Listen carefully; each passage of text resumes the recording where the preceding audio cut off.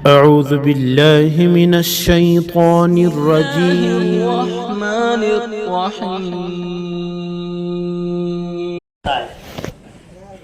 अरब में जो बच्चा पैदा होगा, जिस रास्ते से दुनिया में आएगा, उसी रास्ते से हिंदुस्तान में पैदा होने वाला भी बच्चा आएगा। भाई यही तरतीब है ना? अरे हुआ करो, वही तरतीब है। काबुल में बच्चा पैदा हुआ फोन करो और हिंदुस्तान में बच्चा पैदा हुआ, तो इनके आने की तरतीब एक है। आने का भी रास्ता है, जाने का भी रास्ता है। ऐसे तमाम इंसानों का दुनिया में चमकदमा का, दमकने का, कामयाब होने का, इज्जत हासिल करने का एक ही रास्ता अल्लाह ने रखा है, और वो रास्ता मेरे दोस्तों, भाइयों, बुजुर्गों, दीन वाला रास्ता है। वो रास्ता मोहम्मदुर रसूलुल्लाह सल्लल्लाहु अलैहि वसल्लम वाला रास्ता है। इस रास्ते के अलावा दुनिया में कोई और रास्ता नहीं है। जिस रास्ते पर चलकर आदमी दुनिया में कामयाब हो, इसके अलावा कोई रास्ता नहीं। पूरी दुनिया का सदर है, अगर इसको भी कामयाब होना है तो दीन वाला रास्ता है। और फुटपाथ पर सोने वाला भिखारी है, जिसके पास खाने के लिए रोटी का टुकड़ा नहीं है, कपड़े अच्छे नहीं है, सर छुपाने के लिए झोंपड़ा नहीं है, इसको भी कामयाब होने का जो रास्ता है, वो रास्ता मेरे दोस्तों, भाइयों, बुजुर्गों, दीन वाला रास्ता है। मर्दों के लिए भी यही तरतीब है और औरतों के लिए भी यही तरतीब है। जवानों के लिए भी यही तरतीब है, पढ़े लिखों के लिए भी यही तरतीब है। बहुत पढ़ा लिखा है कामयाब हो जाएगा, ऐसा नहीं है। बहुत पैसा है, बहुत माल है, बहुत सुकून मिलेगा, ऐसा नहीं है। हमने दुनिया के मुल्कों के अंदर देखा, बहुत पैसा है लेकिन बेचैनी है। एक दस्तरखान पर बैठकर मियाँ बीवी खाना नहीं खा सकते। बहुत राहत है, राहत आराम के सारे नक्शे हैं, लेकिन बेचैनी है, बेकरारी है। परेशानी का हल और कामयाब होने का रास्ता मेरे दोस्तों, भाइयों, बुजुर्गों, हक ताला शानहू ने पूरी दुनिया के बसने वाले इंसानों के लिए एक ही रखा है। वो रास्ता दीन वाला रास्ता है। इज्जत हासिल करना है तो दीन है, सुकून हासिल करना है तो दीन है, कामयाब होना है तो दीन है, दुनिया बनाना है तो दीन है, और आखिरत बनाना है तो दीन है। जिस रास्ते से आखिरत बनेगी मेरे भाइयों, मेरे दोस्तों, मेरे बुजुर्गों, इसी रास्ते से दुनिया बनेगी। दुनिया बनाने के लिए दुनिया की मेहनत ऐसा नहीं है, दुनिया को बनाने के लिए भी आखिरत की मेहनत। हमारे बुजुर्ग मिसाल देते हैं, जैसे कोई परिंदा आसमान पर उड़ता है तो इसका साया जमीन पर पड़ता है। कहाँ पड़ता है? नीचे गिरता है। फरमाया बस वैसा ही है, कोई आदमी दीन की मेहनत करेगा, दीन पर चलेगा, अल्लाह के अहकाम पर चलेगा, नबी सल्लल्लाहु अलैहि वसल्लम के तरीकों पर चलेगा, सुन्नतों वाली जिंदगी को अपनाएगा, तो इसका अक्स और इसका साया ये इसकी दुनिया की जिंदगी के अंदर पड़ेगा। दुनिया की राहत भी अल्लाह ने दीन में रखी है, और आखिरत की इज्जत भी अल्लाह ने दीन के अंदर रखी है। उस दीन से जिंदगी खाली है, मेहनत इसकी करवाई जाती है, इस्तेमाल इसके लिए है, गश्त इसके लिए है, तालीम के हलके इसके लिए है, घर घर की मुलाकात इसके लिए है, से रोजा इसके लिए है, अल्लाह के दीन का खरोज इसके लिए है कि भाई जिंदगी में दीन लावे, अल्लाह के अहकाम लावे, नबी सल्लल्लाहु अलैहि वसल्लम के तरीके लावे। दुनिया में इस वक्त मुख्तलिफ सदाएं हैं। एक सदा लगाने वाले सदा लगाते हैं, माल और सामान जमा करो, अच्छे मकान बनाओ, अच्छे कपड़े पहनो, अच्छी गाड़ी लाओ, हमारा मकान ऐसा होना चाहिए। अलग अलग सदाएं दुनिया में। माल और सामान की मेहनत करने वाले मेरे दोस्तों, मेरे भाइयों, मेरे बुजुर्गों, दुनिया में नाकाम हुए हैं, हो रहे हैं और कियामत तक होंगे। उतबा, शैबा, अबू जहल, अबू लहब, फिरौन, हामान, इनके पास सब कुछ था। माल और सामान की खूब मेहनतें की थी। हुस्न जमाल के मालिक थे। सरदारी इनके पास के अंदर थी, लेकिन अल्लाह पाक ने नाकाम कर दिया, जलील कर दिया। इतना जलील कर दिया, कोई अपने बेटे का नाम अबू जहल नहीं रखता। मैंने तो मेरी 55-56 साल की उम्र में कोई अबू जहल नाम का बच्चा नहीं देखा। अरे भाई, आपने देखा है? कोई आके कहे कि आपका बेटा अबू जहल जैसा लगता है, क्या होगा?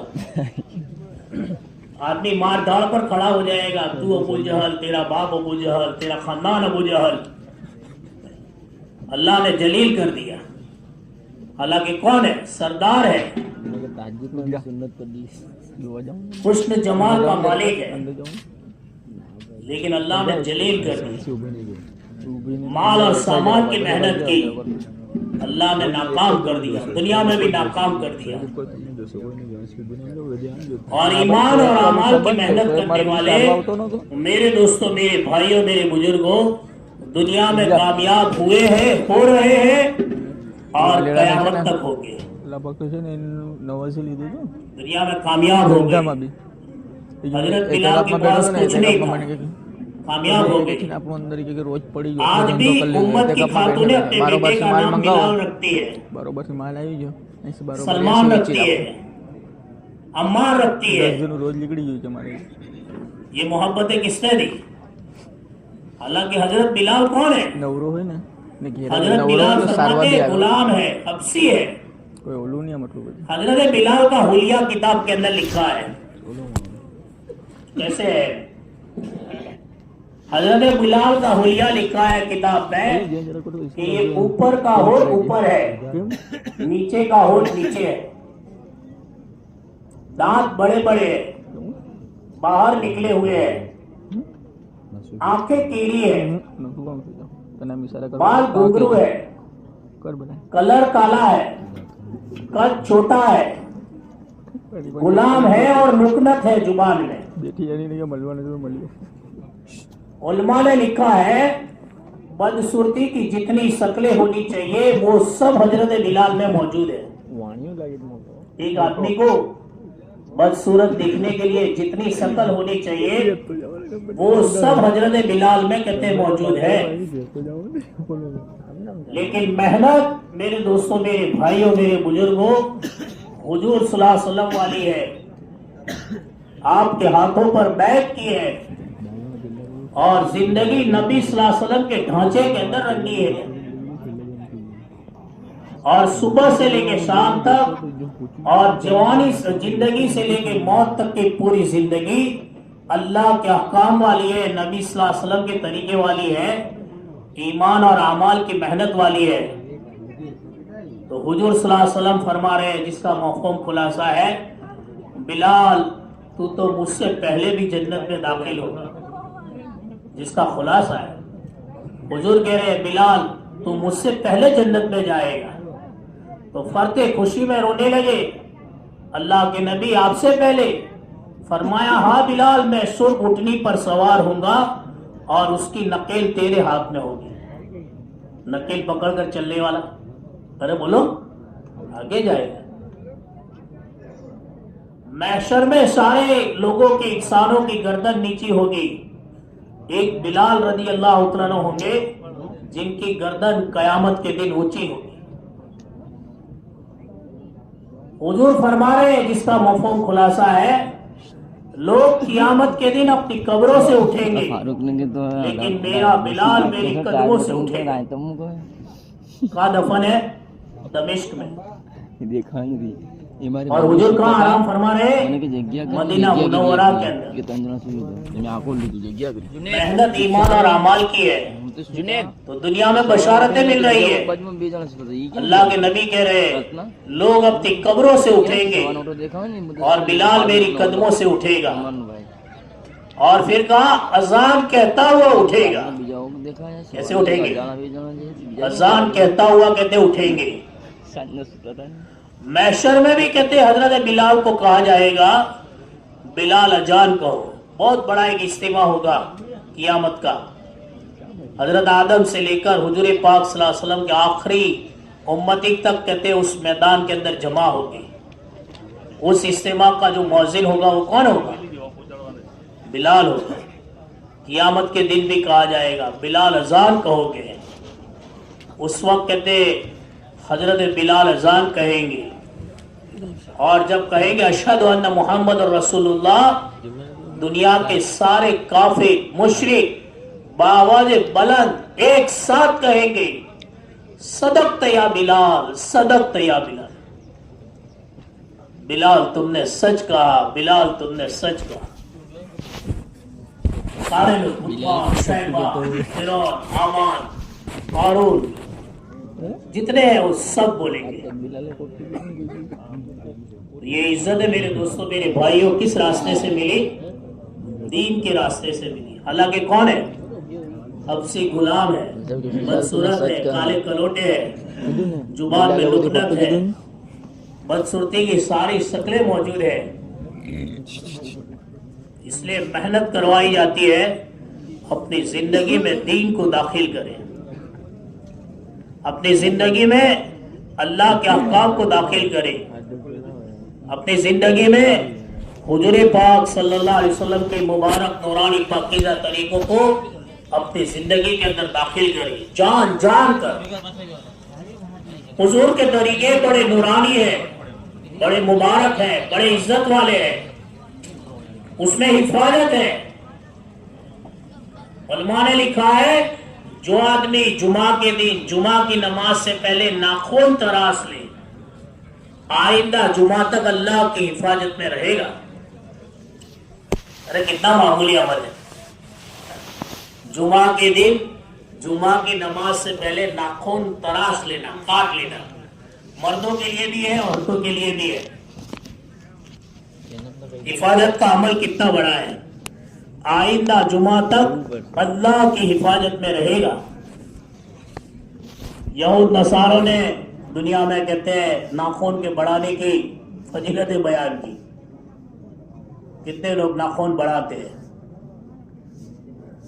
बहनों को भी मालूम नहीं, माओ को भी मालूम नहीं, उम्मत की खातूनों को मालूम नहीं। सुन्नतों पर अमल करना, एक एक सुन्नत हुजूर पाक सल्लल्लाहु अलैहि वसल्लम की, इसमें मेरे भाइयों, मेरे दोस्तों, मेरे बुजुर्गों, हम सब की हिफाजत है। इसलिए अल्लामा इकबाल कहते हैं तू सुन्नतों पर अमल कर बेधड़क, ये जाती है जन्नत में सीधी सड़क। तू सुन्नतों पर अमल कर बेधड़क, ये जाती है जन्नत में सीधी सड़क। रास्ता वो है। भूल चूक मेरी आपकी हुई है, गलती मेरी आपकी ये हुई है कि आज हमारी जिंदगियां सुन्नतों से खाली है, घर सुन्नतों से खाली है। घर में दाखिल होने की सुन्नतें न बाप को मालूम है, न बेटे को मालूम है, न भाई को मालूम है, न बीवी को मालूम है, न शौहर को मालूम है। मेहनत इस बात की करवाई जाती है कि जिंदगी में ये मुबारक दीन आवे, अपने आप को दीनदार बनावे, अपने घर वालों को दीनदार बनावे। रात को मौलाना ने जहन बनाने की बहुत तफसीली बात बयान की। घर वालों का दीन, इससे मैं और आप गाफिल है। घर का दीन, माशरत जिसे कहते हैं, इससे हम सब गाफिल है। बीवी से गाफिल है, बेटी से गाफिल है, भाई से गाफिल है, पड़ोसी से गाफिल है। अपना घर दीन वाला घर बनावे, हमारी बीवी कैसी होनी चाहिए? हुजूर पाक सल्लल्लाहु अलैहि वसल्लम की और सहाबा की औरतों की नकल उतारने वाली हमारी बीवी बने। हमारी बच्ची कैसी होनी चाहिए? हुजूर पाक सल्लल्लाहु अलैहि वसल्लम की बेटियों की नकल उतारने वाली हमारी बेटी बने। घर के अंदर दीन लावे, घर का माहौल दीनी माहौल बनावे। फितनों का जमाना है। हमारे मौलाना कहते रोजाना सुबह में सूरज निकलता है, एक नया फितना लेकर निकलता है। रोज नए फितने बढ़ रहे हैं। इसका बचाव और इसकी हिफाजत मेरे दोस्तों, मेरे भाइयों, मेरे बुजुर्गों, माशरत का दीन है। घर में कैसे रहना ये हुजूर पाक सल्लल्लाहु अलैहि वसल्लम ने बतलाया है। बाजार में कैसे रहना ये किसने बताया? बोलो, हुजूर सल्लल्लाहु अलैहि वसल्लम ने बतलाया। कारोबार कैसे करना हुजूर ने बतलाया। हुकूमत कैसे करना ये भी बतलाया। खाना पीना, सोना, शादी ब्याह, मौत मैयत, खुशी गमी के जितने मौके हैं, इन सारे मौकों का दीन सीखना और इसको अपनी जिंदगी के अंदर लाना। घर का दीन। घर में जा रहे हैं, बीवी डर रही है, ये काका दीन है।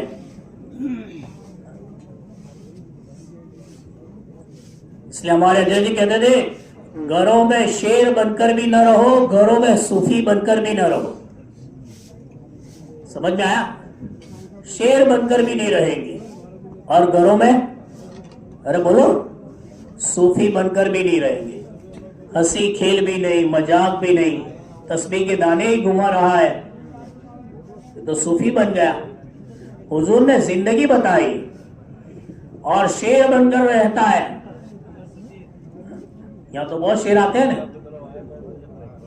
तो घरों में भी शेर बनकर रहता है। घर में गया, बीवी डर रही है, बीवी कांप रही है, माँ बेटे को कह रही है मूड बराबर नहीं है क्या, आज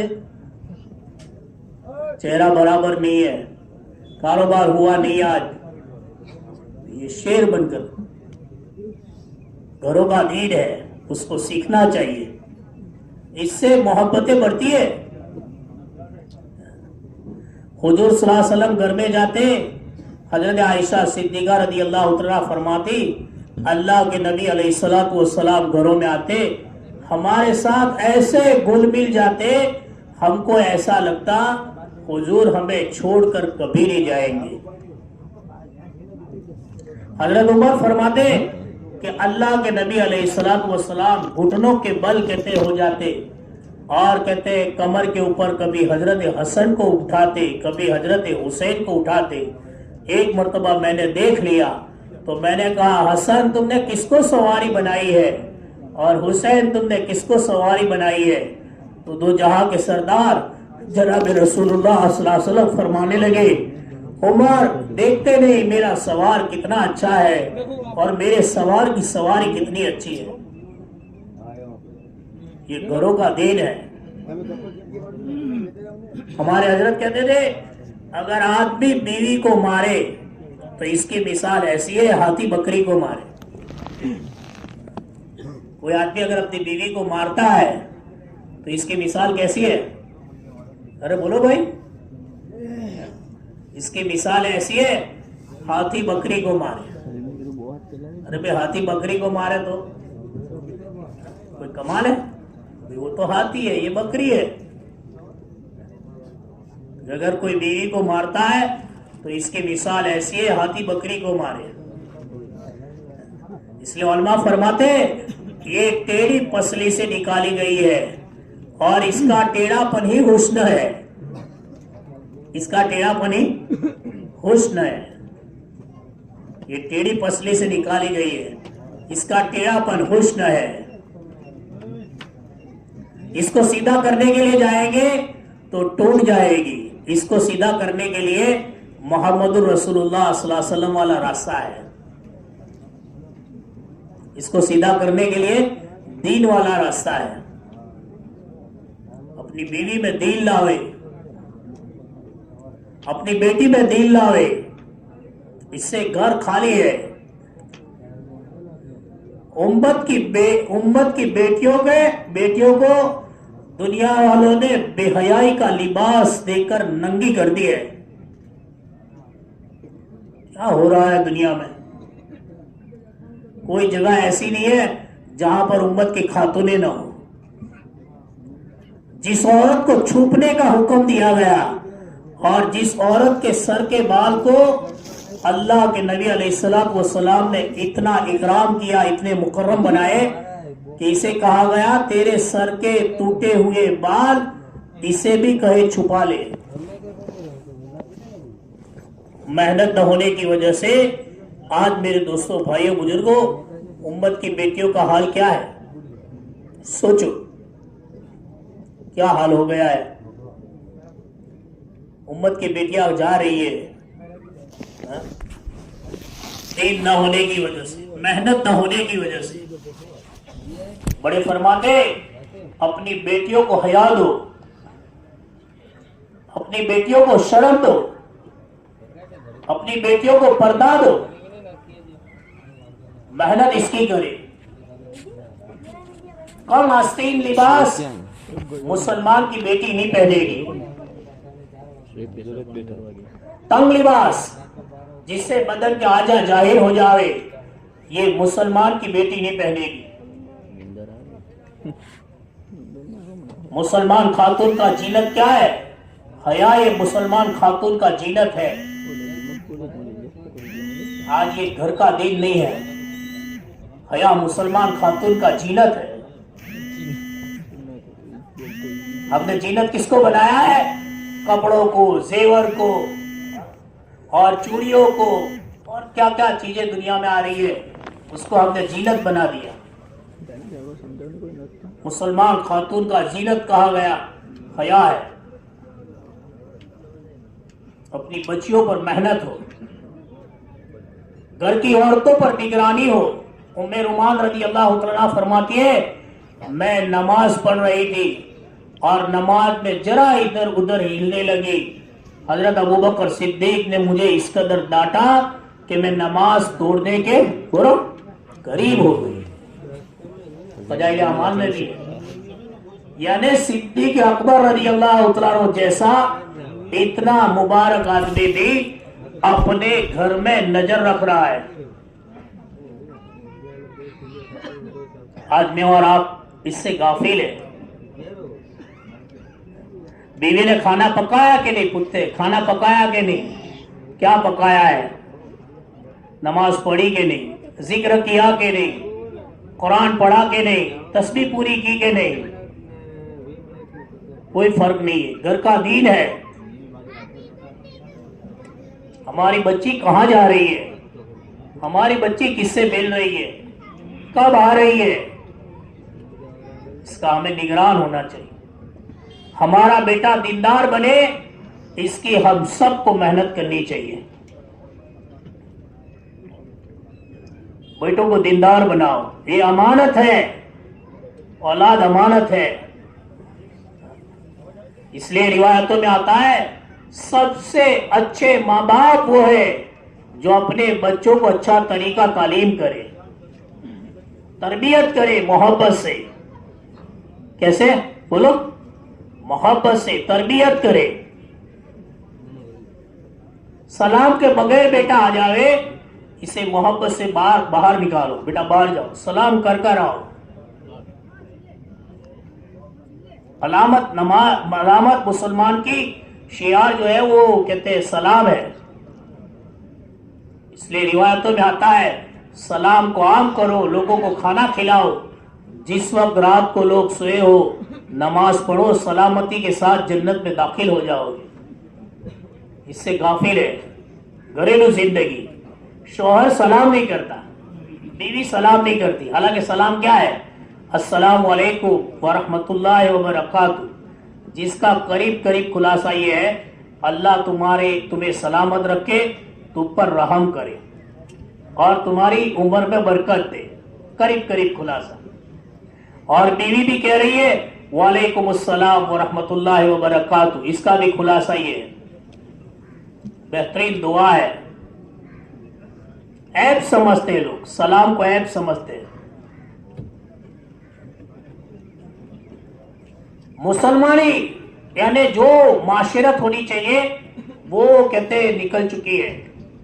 एक अहलुल्लाह शुरू जमाने के अंदर ट्रेन में सफर कर रहे थे, शुरू जमाने में ट्रेन में सफर कर रहे थे, सामने कोई मुसलमान मियाँ बीवी भी बैठे थे।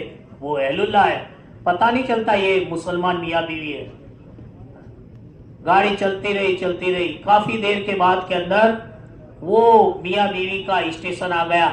उन्होंने अपना बक्सा उठाया और नीचे उतरने लगे और जाते जाते वो अल्लाह वाले को कहा, मौलाना अस्सलाम वालेकुम, मेरा स्टेशन आ गया, मैं चलता हूँ। तो वो अल्लाह वाले ने एक ठंडी आह भरी और ये कहा, तेरी सलाम से पता चला कि तू भी हमारे वाला है। नहीं समझ में आई? अरे आई कि नहीं? अरे बोलो। अल्लाह वाले ने कहा, तेरी सलाम से पता चला कि तू भी हमारे वाला है। यानी अगर सलाम नहीं करता तो पता भी नहीं चलता। मुसलमान का बेटा पता ही नहीं चलता। 50 के बीच के अंदर एक भरवाड़ है, पता चल जाता है। 500 के बीच के अंदर एक सिख है, पता चल जाता है। हम लोग एक मुल्क में जा रहे थे तो फ्लाइट के अंदर बैठे तो पूरी फ्लाइट के अंदर एक सिख था। एक कितना? एक पूरी फ्लाइट में। तो मैंने मेरे साथियों को कहा, मैंने कहा देखो एक है लेकिन पता चल जाता है, कितने मुसलमान हैं पता नहीं चलता। सुन्नत शरीयत से मुसलमान का बेटा पता नहीं चलता, मुसलमान की बच्ची पता नहीं चलता। माशरत का दी घरों में इसको लाने की मेरे भाइयों, मेरे दोस्तों, मेरे बुजुर्गों खूब जरूरत है। फितनों का बचाव इसमें है। हाँ, दुनिया की तकलीफों की नजात अल्लाह ने इसमें रखी है। इसका जहन बनावे बच्चियों का, मोहब्बत से, मारदार से नहीं। मारदार का जमाना नहीं है, मोहब्बत का जमाना है। मेरा बेटा एक मरतबा छोटा था, हाफिज है, तो मैं सफर में था। देखो ये बात इसलिए बताई जाती है कि तरबियत किसे कहते हैं। पढ़ रहा था, हिफ्ज कर रहा था, मैं सफर में था। तो मैं सफर से वापस आया तो इसने कुर्ता पायजामा सिलवाया था, तो थोड़ा फैंसी सिलवाया था। फैंसी समझते हो? इधर पट्टी, इधर पट्टी, इधर पट्टी, बटन अलग। सफर से आया मैंने एक दिन पहना, मैंने देखा तो बुलाया, तो मैंने पूछा कैसी उड़ाई? वो कहने लगा मामा ने सिलाया। तो उसके मामा लेके गए होंगे, आप जमात में थे, मामा ने सिलाया। तो मैंने इसको कहा बेटा ऐसा नहीं पहनना चाहिए, हिफ्ज कर रहा है, तू हाफिज है, आलिम बनेगा, कलीमा बनेगा, मुसल्ले पड़ जाएगा, ऐसा नहीं पहनना चाहिए। तो इसके मामा ने उसे समझाया होगा, तो वो मुझे मसला बता रहा है, नोना है ये तर चाले के। मैंने कहा अच्छा ठीक है। तो मैंने आहिस्ता से कहा कि बेटा तू बेटा किसका है? तू पसंद करता है तेरा बाप मिंबर पर बैठकर दीन की बात करे, सादगी की बात करे, तवाजु की बात करे, और तू ऐसा पहनकर बाजारों में घूमे? कुछ नहीं बोला। वो फिर वही जुमला इसने दोहराया, बहुत पुरानी बात है, वही जुमला दोहराया कि नोना हो तो चाल है तेरा ही। मैंने कहा ठीक है। तो मैंने इसको कहा जब भी ये कपड़े तू पहने और कोई तुझे पूछे तू किसका बेटा है, तो मेरा नाम मत देना। मैंने ये जुमला इसको कहा, जब भी ये कपड़ा तू पहने और कोई तुझे पूछे कि तू किसका बेटा है, तो मेरा नाम नहीं देने का। तो मेरे सामने देखने लगा और फिर कहा कौन नाम मालूम? मुझको तारे हो क्या नो फलाना नो भाणियो छू, तारा मामा नो नाम आपने, मेरा नाम नहीं देने का। बात तो पूरी हो गई। वो फिर चला गया, ठीक है, खड़ा हो गया। मैंने भी दुआ की। आज हम लोग हमारी औलाद के लिए दुआएं नहीं करते। हालांकि सबसे बड़ा बुजुर्ग आदमी का कौन है? अरे बोलो, इसका बाप है। अहलुल्लाह की दुआ के अंदर आसमान तक पहुंचने में हाइल है, दरवाजा है, शक है, लेकिन बाप की दुआ बेटे के लिए सीधी आसमान पर चली जाती है, अर्श को हिला देती है। किताबों में आता है, आपने कोई दुआ अपने बेटे के हक में कर दी, सीधी आसमान पर चली जाती है। मैंने दुआ की, अल्लाह पाक तो इसके सीने के अंदर सुन्नत शरीयत की मोहब्बत डाल दे, सादगी डाल दे। काफी 20-25 दिन हो गए। मैंने एक दिन बुलाया, बोला कपड़ा पहन तो नहीं, वो रोने लगा। हालांकि छोटा है, 10वीं क्लास में पढ़ता था उस जमाने में। कहा क्या हुआ? तो मैंने हदिया दे दिया। मैंने कहा किसको? तो कहा खाला के बच्चे को। मैं कहा केम नोना हो तो पेरा ही पेरवाता ना। तो कहे अम्मी ने मुझे कहा तेरा बाप सादगी की बात करे और ऐसा कपड़ा तो पहनता है, अच्छी चीज नहीं है। तो मैंने इसको कहा बेटा सादगी नबियों के घरों का तोहफा है और फैशने बिगड़े हुए घरों की लानतें हैं। सादगी नबियों के घरों का तोहफा है और फैशने बोलो बिगड़े हुए घरों की लानतें हैं। तरबियत वाला दीन मेरे भाइयों, मेरे दोस्तों, बुजुर्गों, हमारे घरों से खाली है। कभी बेटी को लेकर नहीं बैठे, कभी बेटे को लेकर नहीं बैठे। सारी दुनिया को सुनाते हैं, बेटी को नहीं सुनाते, बीवी को नहीं सुनाते। इसलिए हमारे हजरत जी कहते थे मस्जिद की बातों को घरों में ले जाओ। जिस वक्त मस्जिद की बातें घरों में जाएगी, घरों की नापाक बातें और बेहुदा चीजें खत्म हो जाएगी। घर इससे खाली है। माशरत जिसे कहते हैं, जिससे मोहब्बतें बढ़ती है, जिससे उल्फतें बढ़ती है, वो मेरे भाइयों, मेरे दोस्तों, मेरे बुजुर्गों दीन है। अपने घर वालों को वक्त दे, बीवी को वक्त दे, बच्ची को वक्त दे। टेक्नोलॉजी के जमाने में और इंटरनेट के जमाने के अंदर आदमी अजनबी बन चुके हैं, माफ करना, अजनबी बन चुके हैं, घरों को वक्त ही देते हैं। माशरत का दीन जिसे कहते हैं। इसलिए उलमाए किराम फरमाते हैं नफल नमाजें घरों में पढ़े, नफल नमाजें घरों में पढ़े, ताकि बच्चे और बच्चियां देखे कि वालिद नमाज पढ़ रहे, वालिद दुआ मांग रहे।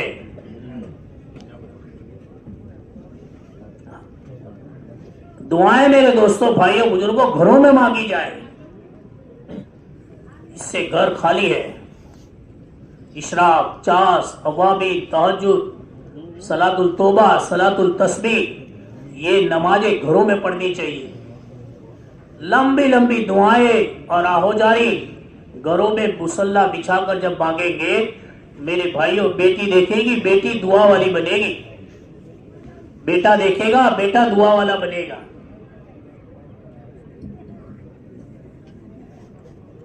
माल और सामान कितनी मेहनत हुई है, चर्चे इसी के हैं घरों में। कितना कमाया, कितना लाए, कितना लाए, कहां से लाए। बीवी भी वही बोल रही, बच्चे भी वही बोल रहे। अपना घर दुआ वाला घर बने, इसकी मेहनत करनी चाहिए हम सबको। सारी दुनिया सबको सुनावे, हमारा घर रब को सुनावे। सारी दुनिया सबको पुकारे, हमारा घर रब को पुकारे। सारी दुनिया सबको समझावे, हमारा घर रब को समझावे। सारी दुनिया सबको सुनावे, हमारा घर रब को सुनावे। सब दुआ वाले, माशरत का दीन जिसे कहते हैं, एक एक सुन्नत घरों में हो, इसकी मेहनत करें। इसके लिए मेरे दोस्तों, मेरे भाइयों, मेरे बुजुर्गों, हमारे अहलुल्लाह, हमारे बुजुर्ग कहते हैं घर का वाली, घर का जो बड़ा है, वो तालीम के हलकों को घरों के अंदर जिंदा कर कर अपना घर दीनदार बनाने की कोशिश करे।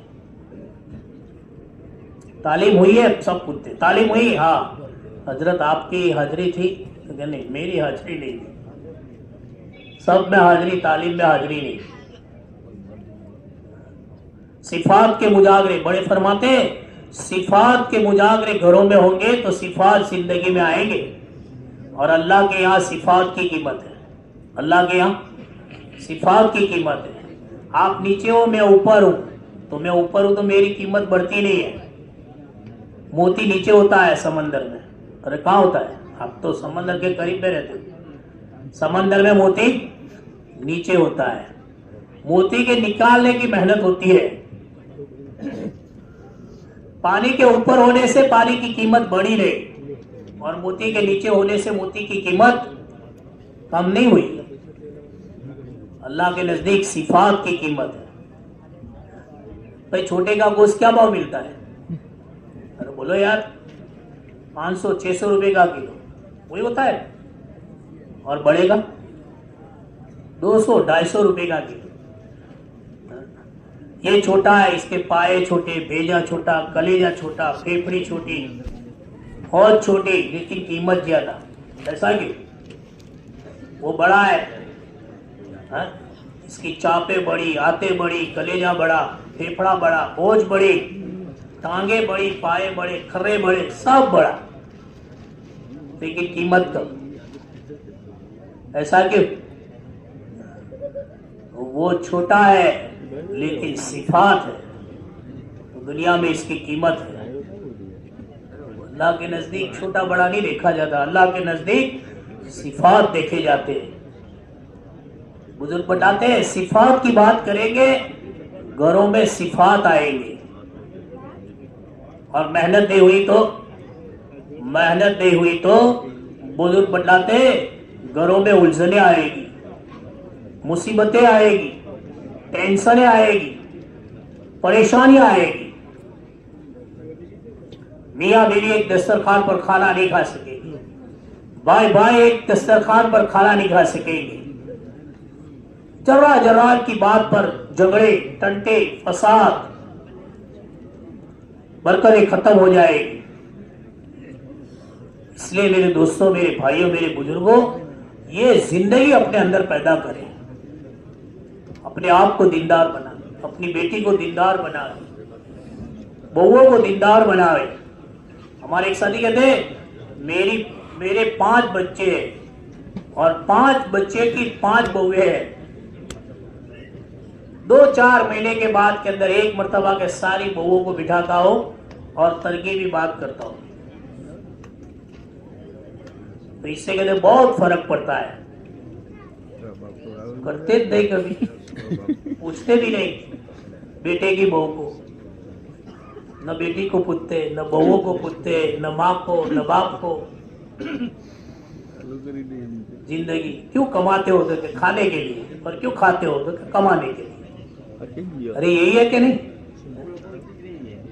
सुबह में 4 रास्ते पर खड़े रहो, जाने वाले सबको पूछो, इधर आओ, कहाँ जाते हो? तो चाबी दिखाता है, दुकान। कहाँ? तो कमाने के लिए। फिर रात को बुलाओ, पूछो, अब खाने के लिए। सुबह से शाम कमाना, शाम को खाना, रात को गाना, सुबह में पाखाना, फिर कमाना, फिर खाना, फिर पाखाना। इसी में जिंदगी पामाल हो रही है। दिन निकल रहा है, अल्लाह के अहकाम निकल रहे, नबी सल्लल्लाहु अलैहि वसल्लम के तरीके निकल रहे हैं, सुन्नतें छूट रही है, और दुनिया बेहयाई और नंगापन का घड़ा बन चुकी है।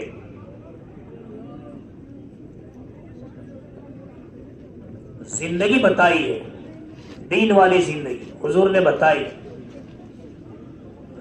भाई कैसा होना चाहिए, बीवी के साथ कैसा रहना, बच्चे के साथ कैसा रहना, बच्ची के साथ कैसा रहना, शादी ब्याह मौत मैयत खुशी गमी के मौके के ऊपर हम कौन सा तरीका इस्तेमाल करेंगे, ये हुजूर पाक सल्लल्लाहु अलैहि वसल्लम की सीरत से हम सबको मिलता है। वो जिंदगी सीखे और वो जिंदगी को अपने घरों में लावे, जीने का मजा आएगा, जीने का बोलो मजा आएगा। बहुत पैसे हैं तो बहुत सुकून है ऐसा नहीं है, और हमने तो दुनिया में बहुत पैसे वाले को बहुत परेशान देखा है, माफ करना। बहुत राहत आराम के एक आदमी के एक मुल्क के अंदर मेरी मुलाकात हुई, हिंदुस्तान का था, तो उसको मुलाकात करने के लिए ले गए तो उसने कहा कि मेरे पास 20 मिनट है और 20 मिनट में गुसल करना है, भोजन खाना निकालना है, गर्म करना है, खाना है, मेरे पास वक्त नहीं है। बात सुन, मैंने मेरे रहबर को कहा ठीक है, इसको इसका काम पूरा कर लेंगे। तो काम पूरा होगा, मैंने कहा कहाँ जाते हो, तो के जॉब, क्या कहते जॉब ड्यूटी, गाड़ी में बैठेंगे। मैंने कहा हम आपकी गाड़ी में बैठ जाते हैं, हमारे पास भी गाड़ी नहीं। ड्राइवर को कहा आप अपनी गाड़ी पीछे लेकर आओ, हम 2 गाड़ी में। मैंने कहा हम गाड़ी में बैठ जाएंगे, कितना दूर है, 20-25 मिनट का रास्ता है। मैंने कहा उसमें बात करेगा, ठीक है। गाड़ी में बैठे, मैं आगे बैठ गया, ड्राइवर को पीछे बिठाया, वो गाड़ी चला रहा है। मैंने कहा आपका नाम क्या है, नाम का क्या काम करते हो, मैंने ऐसा पूछा इसको। अब इसने कारगुजारी सुनाई, वो सुनो। उसने कहा मैं सुबह 8 बजे एक मॉल है इसमें सर्विस करता हूँ 12 बजे तक। वो कह रहा है मैं सुन रहा हूँ। मैंने कहा बहुत अच्छा। फिर कहते हैं छुट्टी होती है पौने घंटे की, तो उसमें कहते हैं भोजन खाना संडे का जो होता है वो लेकर जाता हूँ, ओवन में गर्म करता हूँ और वो गाना खाता हूँ। मैंने कहा बहुत अच्छा। उसके बाद कहते हैं फिर दूसरी जगह सर्विस होती है, वहाँ जाता हूँ। माशाल्लाह बहुत अच्छा। 2:30 बजे से लेके 5:30 बजे तक कहते हैं वहाँ सर्विस है, तो वहाँ जॉब करता हूँ। मैंने कहा बहुत अच्छा।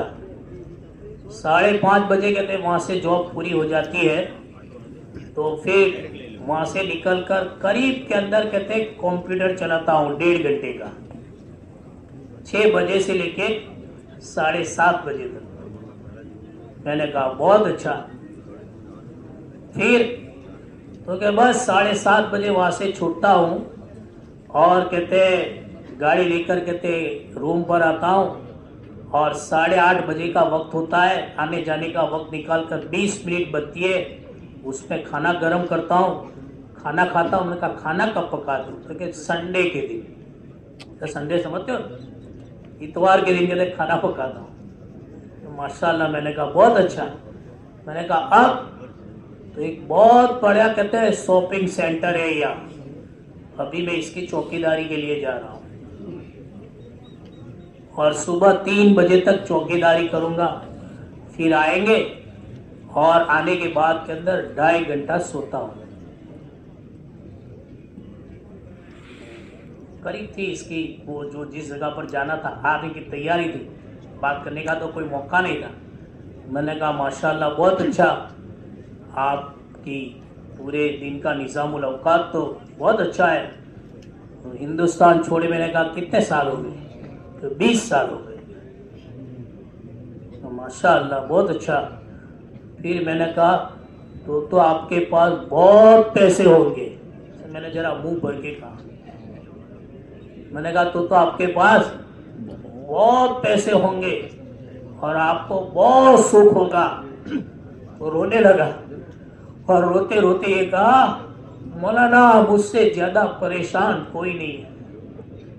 और फिर कहा, हिंदुस्तान के 20 लाख रुपए का मैं कर्जदार हूं। क्या कहा? 20 लाख रुपए का कर्जदार हूं। उसके बाद इसने मुख्तसर कारगुजारी सुनाई, वो आपको सुनाने जैसी नहीं है इसलिए नहीं सुनाता हूं। उसने कहा, मौलाना मैं 20 लाख रुपए का कर्जदार हूं। फिर मैंने कहा, आपने आपकी सुना दी, अब मेरी भी सुनो। फिर मैंने कहा इसको, हम सुबह सादिक से पहले उठ जाते हैं, तहज्जुद पढ़ते हैं, दुआ मांगते हैं, जिक्र करते हैं, फजर पढ़ते हैं, मस्जिद में जाते हैं, मस्जिद की मेहनत में लगते हैं और मुलाकात कर कर घर आते हैं। फिर गुस्ल वगैरह से फारिग होकर नाश्ता करते हैं। 10 बजे हम हमारे कारोबार पर जाते हैं। जोहर की नमाज से पहले मैं मेरी फेरी बंद कर कर आ जाता हूँ और जोहर की नमाज जमात के साथ अदा करता हूँ।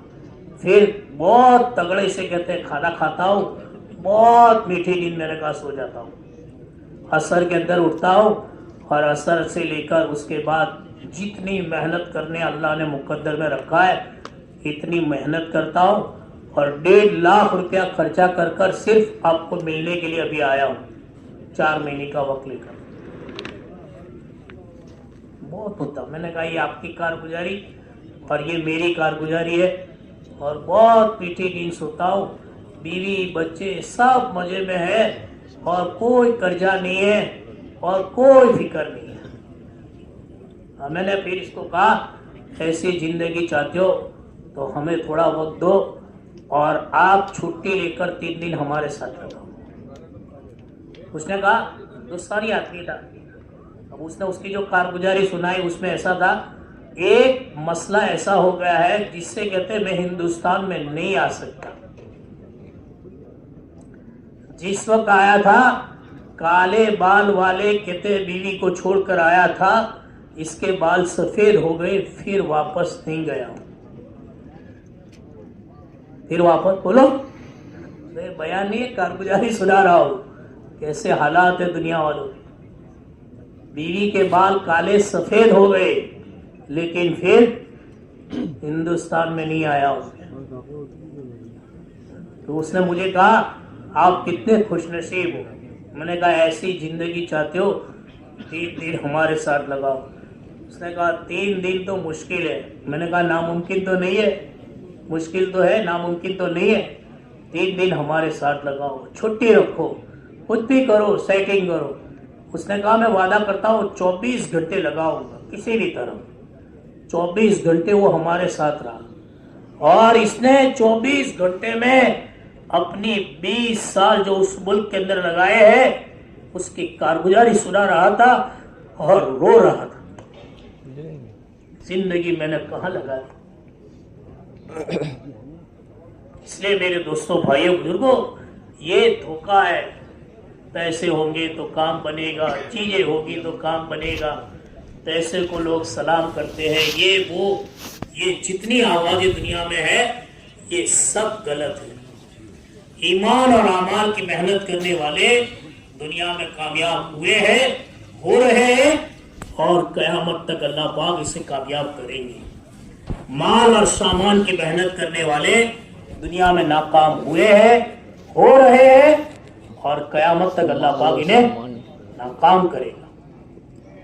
इसलिए मेरे दोस्तों, मेरे भाइयों, मेरे बुजुर्गों, जरूरत इस बात की है कि हम गफलत के ख्वाबों से बेदार हो जावे, जाग जावे। अभी मौका है, अभी वक्त है। हाँ, यू टर्न ले ले, फुल स्पीड से गाड़ी जा रही है और इधर जाना है, इधर जा रहे हैं, तो आदमी देखता है यू टर्न किधर है और जहां यू टर्न आता है वहां अपनी गाड़ी को साइड पे करता है और साइड में लेकर यू टर्न लगाता है और फिर अपने सही रुख के ऊपर आता है और फिर गाड़ी कहते हैं सही रुख पर चलती है, मंजिल तक पहुंच जाता है। इस्तेमाल इसके लिए, हाँ, अपनी जिंदगी पर रहम करें, सोचे मेरी जिंदगी के दिन रात कहाँ गुजर रहे हैं। क्या मैं इसीलिए दुनिया में आया हूँ खाना कमाना, बच्चे पैदा करना, गुलछर्रे उड़ाना, मरकर मट्टी के हवाले हो जाना, क्या मैं इसके लिए दुनिया में आया हूं? साफ खाओ पियो, गुलछर्रे उड़ाओ, मरकर मट्टी के हवाले हो जाओ? हर कसो नाकस सोचे मेरी जिंदगी का रुख कहां जा रहा है। मेरी जिंदगी के 40 साल चले गए, 25 साल चले गए, पहाड़ जैसी जवानी मैंने कहां लगा दी। मैं बूढ़ा बन गया, टांगों में दर्द शुरू हो गई, कमर झुक गई, पोते पोतियां आ गई, नाने नवासियां आ गई, मैं नाना बन गया, दादा बन गया।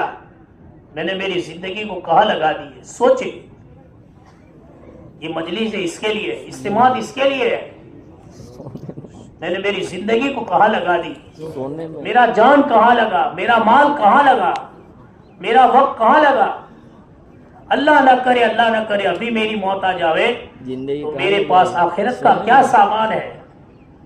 कब्र में मैं क्या फरिश्तों को जवाब दूंगा? अल्लाह के सामने खड़े होकर मैं अल्लाह को जिंदगी का हिसाब देने का मौका आएगा तो मैं क्या हिसाब दूंगा? सोचे। मेरी बीवी का क्या, मेरे बच्चों का क्या? मैंने मेरे बच्चों को कहां लगा दिया? मेरे बच्चे दुनिया के बारे में दिलेर बन गए और दीन के बारे में बुज़दिल बन गए। सहाबा के बच्चे दीन के बारे के अंदर दिलेर थे और दुनिया के बारे में बुज़दिल थे। मेरी जिंदगी का रुख गलत हो चुका। मेरा बच्चा दीन का दीवाना होना चाहिए, वो आप दुनिया का दिलेर है और दीन का कहते हैं बुज़दिल बन चुका है। मेरी बच्चियां कहां लग गई है? मेरी बच्चियों को मैंने कैसा लिबास दिया? मेरी बच्चियों की सोच क्या है? ये ऐसी गंदी और नापाक सोच के साथ अगर ससुराल में जाएगी तो इसके अंदर से पैदा होने वाली नस्ल, इसकी सोच कैसी बनेगी? सोचना चाहिए, फिक्र करनी चाहिए। तेजी के साथ हमारी गाड़ी बेदीनी के रास्ते पर जा रही है। मेरे दोस्तों, मेरे भाइयों, मेरे बुजुर्गों, इसे यू टर्न देने की जरूरत है। इसे यू टर्न दो। अल्लाह के रास्ते की नकलो हरकत इसके लिए है, यू टर्न के लिए कि रुक जाओ, अपनी हलाकत का सामान जमा मत करो, यू टर्न दो। रोज सुबह में सूरज निकलता है, दो फरिश्ते निकलते हैं। एक फरिश्ता ऐलान करता है, ए भलाई के करने वाले खुशखबरी ले, नेकी के करने वाले खुशखबरी ले, आगे बढ़, जितनी नेकियां लिखवानी हो इतनी नेकियां लिखवा ले, आज का दिन फिर तेरी जिंदगी में कभी नहीं आएगा। दूसरा कहता है, ए बुराई करने वाले, ए गुनाह करने वाले, ए अल्लाह को नाराज कर कर जिंदगी गुजारने वाले, रुक जा, अपनी हलाकत का सामान जमा मत कर। फरिश्ता कहता है कि बेदीनी के रास्ते पर चलने वाले, रुक जा, अपनी हलाकत का सामान जमा मत कर। फरिश्ता भी कहता है यू टर्न ले ले। इसलिए मेरे दोस्तों, मेरे भाइयों, मेरे बुजुर्गों, अल्लाह ने मौका दिया है, चांस दिया है। ये आंख खुली है, वहां तक अमाल का दरवाजा खुला है। आंख बंद हो जाएगी, अमाल का दरवाजा बंद हो जाएगा। आज इस जमीन पर है, कल जमीन हम पर हो जाएगी, मट्टी का ढेर हो जाएगा, कब्र का घड़ा हो जाएगा, अकेले हो जाएंगे, तन्हा हो जाएंगे, कोई साथी नहीं, कोई सयाया नहीं, कोई सहेली नहीं, कोई दोस्त बिरादर नहीं, अकेले चले जाएंगे। कोई चीज हमारी साथ के अंदर नहीं आएगी, हमारे साथ ईमान अमाल आएगा। आज गुस्ल कर कर आए हैं, कल गुस्ल करा दिया जाएगा। आज कपड़े पहनकर आए हैं, कल कपड़े निकाल कर कफन पहनाया जाएगा। आज पैदल चलकर आए हैं, सवारियों पर आए हैं, कल लोगों के कंधे के ऊपर सवार हो जाएंगे। आज खुशबू लगा कर आए हैं, कल खुशबू लगा दी जाएगी। आज दोस्तों की मजलिसों में है और यार अहबाब की मजलिसों के अंदर है, कल वहशत के शिकार बन जाएंगे। आज 500 बाय 500 के पिंडाल में बैठे हैं और 100 बाय 100 के बंगले में रहते हैं, कल 3 बाय 6 की कब्र के अंदर हो जाएगी। हमारे साथ कोई चीज नहीं आएगी। इसलिए मेरे दोस्तों, मेरे भाइयों, मेरे बुजुर्गों, बड़े फरमाते हैं समझने की जरूरत है। अपनी जिंदगी के रुख को सही करें, अपने आप को दीनदार बनावे, घर वालों को दीनदार बनावे, इन मेहनतों में लगे जिससे सारे लोग दीनदार बन जाए। और अल्लाह कुरान में कह रहा है जब आदमी दीनदार बन जाता है, हयातन तय्यबा, हम इन्हें साफ सुथरी जिंदगी देंगे, दुनिया भी अच्छी बनेगी, आखिरत भी अच्छी बनेगी। और अगर इससे मुंह मोड़ा और कमाने के लिए खाया, खाने के लिए कमाया, उसी में जिंदगी पामाल कर दी, उलमाए किराम बैठे पूछे, कुरान कह रहा है मईशतन दम का, हम इनकी जिंदगियों को तंग कर देंगे। दुनिया भी कहते हाथ से चली जाएगी, मुकद्दर से ज्यादा नहीं मिलेगा, और मौत का दिन अफसोस का दिन होगा। परेशानियों के अलावा कोई चीज नहीं होगी। फरिश्ते कहेंगे खामोश पड़े रहो, तुम्हारी चीखो पुकार को सुनने वाला कोई नहीं है। इसलिए मेरे दोस्तों, मेरे भाइयों, मेरे बुजुर्गों, अल्लाह ने मौका दिया है, चांस दिया है, अपनी जिंदगी में दीन दाखिल करे, अपनी जिंदगी में ईमान अमाल की मेहनत को जिंदगी के अंदर लावे, माशरत का दीन घरों में जिंदा करे, खुद भी दीनदार बने और पूरी दुनिया में पूरे इंसानों की जिंदगी के अंदर दीन आवे। इसकी मेहनत करे, इसकी कोशिश करे। सब नियत करो। पहली नियत तो ये करो कि इंशाल्लाह आज के बाद सकरात तक की जितनी जिंदगी बाकी है, ये सारी जिंदगी मुसलमान बनकर गुजारेंगे। कहो इंशाल्लाह। पीछे वाले भी कहे, भाई आवाज हमारी पीछे तक पहुंच रही है, सब कहे, सब नियत करे कि इंशाल्लाह पूरी जिंदगी अल्लाह के हुक्मों के ताबेदार बनकर और नबी सल्लल्लाहु अलैहि वसल्लम के तरीकों के साथ गुजारेंगे। और ये जिंदगी हमारे घरों में, हमारे माशरे में, हमारे अहलो अयाल में और समाज सोसाइटी में और बस्तियों में और पूरी दुनिया में जिंदा हो जाए, इसकी मेहनत करेंगे, इसकी कोशिश करेंगे, सब करेंगे भाई। इसके लिए देखो भाई, अल्लाह के दीन की मेहनत है, अल्लाह के रास्ते की नक्लो हरकत है, अल्लाह के दीन की मेहनत के लिए निकले, हर एक अपनी तरतीब बनाए। किसी के पास दुनिया में वक्त नहीं है, वक्त निकालना पड़ता है, मशगूली का जमाना है, काम बहुत इजी है। लोग कहते हैं हम बहुत बिजी है, तो काम भी बहुत इजी है, काम बहुत इजी है, सादा काम है। बड़े हजरत जी कहते थे मेरा ये काम सादा है। काम की सादगी की वजह से लोग धोखे में हैं, जिसमें नारा नहीं, बिल्ला नहीं, ऑफिस नहीं, वर्दी नहीं, ड्यूटी नहीं, पोस्ट नहीं, पोस्टर नहीं, तनख्वाह नहीं, नोट नहीं, वोट नहीं, आह नहीं, वाह नहीं, ऑफिस नहीं, कोई चीज नहीं है। इसमें क्या है भाई, जान माल को लगाओ, दीन सीखो, दीन सिखाओ, खुद की जिंदगी के अंदर दीन को दाखिल करो, उम्मत की जिंदगी के अंदर दीन आवे, इसकी मेहनत करो। सीधा साधा काम। लाखों करोड़ों इंसानों की जिंदगी से बदल चुकी है। काले गोरे इतनी लड़ाइयां थी, लेकिन इन काले गोरों को एक दस्तरखान पर जमा कर दिया, हुकूमतें हैरान हो चुकी, क्या जादू कर दिया आपने। काले गोरे एक दस्तरखान पर खाना खा रहे, फरमाया वो मोहम्मदुर रसूलुल्लाह सल्लल्लाहु अलैहि वसल्लम वाला रास्ता है जिससे काले गोरे एक दस्तरखान पर खाना खा रहे। तो हर एक अपनी तरतीब बना रहे। मेरे 5 बेटे हैं, मिसाल देते हैं, 3 बेटे हैं, मेरी मौजूदगी के अंदर मेरे तीनों बेटों के वक्त लगने चाहिए। समझ में आया? अरे कहता है नेक बीवी मिले, अच्छी बीवी मिले, अच्छा दुकान हो, अच्छा कारोबार हो, मेरे तीनों बेटे क्या कहते वेल सेट हो जाए। तीनों बेटे, 2 बेटियां अल्लाह ने दी है, दोनों बेटियों का ससुराल अच्छा हो, ये अच्छा हो, कौन मना करता है? ये भी कोशिश करनी चाहिए मेरे मौजूदगी में मेरे सारे बेटे दीनदार बने, मेरी सारी बेटियां दीनदार बने।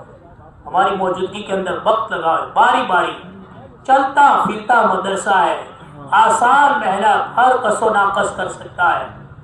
और जिंदगियों के बदलने के राज अल्लाह पाक ने इस मेहनत के अंदर छुपा कर रखी है। ऐसी लाखों कहते कारगुजारियां है, मेहनत में लगे जिंदगियां बदल गई, मेहनत में लगे जिंदगियां बदल गई, बच्चे हाफिज आलिम बन गए।